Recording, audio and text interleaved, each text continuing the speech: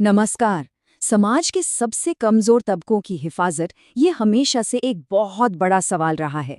और इसी सवाल के जवाब में हमारे देश में एक बहुत ही जरूरी कानून बनाया गया, SC/ST एक्ट 1989।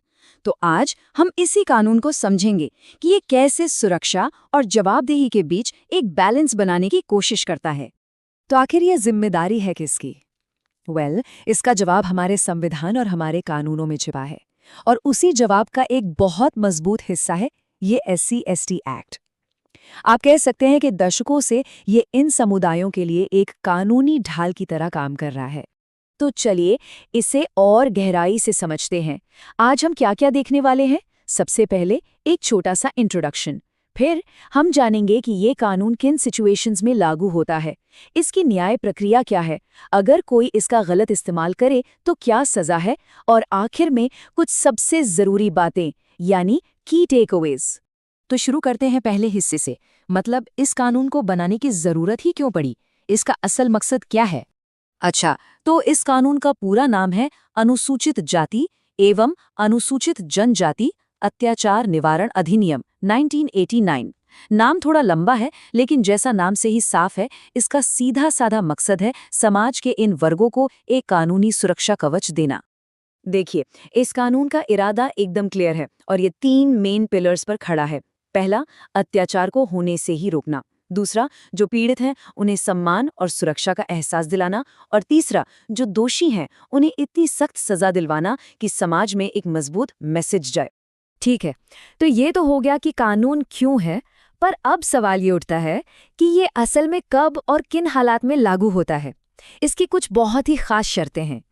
इस कानून की सबसे पहली और आप कह सकते हैं सबसे बुनियादी शर्त यही है, ये एक्ट तभी लागू होगा जब पीड़ित व्यक्ति अनुसूचित जाति या जनजाति समुदाय से हो और जो आरोपी है वो इन समुदायों से बाहर का कोई व्यक्ति हो। एकदम क्लियर कट। तो इस कानून में अत्याचार का मतलब क्या है?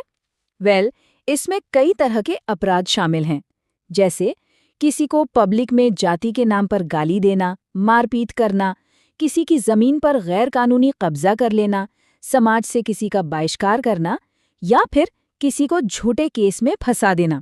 ये लिस्ट काफी लंबी है। अब मान लीजिए ऐसा कोई मामला सामने आ जाता है, तो फिर इंसाफ की प्रक्रिया कैसे आगे बढ़ती है? चलिए इसके स्टेप्स को समझते हैं।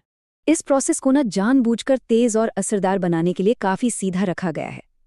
पहला स्टेप है कि FIR तुरंत दर्ज होगी बिना किसी देरी के। इसके बाद पुलिस को आरोपी को गिरफ्तार करने का अधिकार होता है। फिर मामला सीधे सुनवाई के लिए एक स्पेशल कोर्ट में जाता है और आखिरी फैसला भी वहीं होता है। और अगर कोई दोषी पाया गया तो सजा भी काफी सख्त है।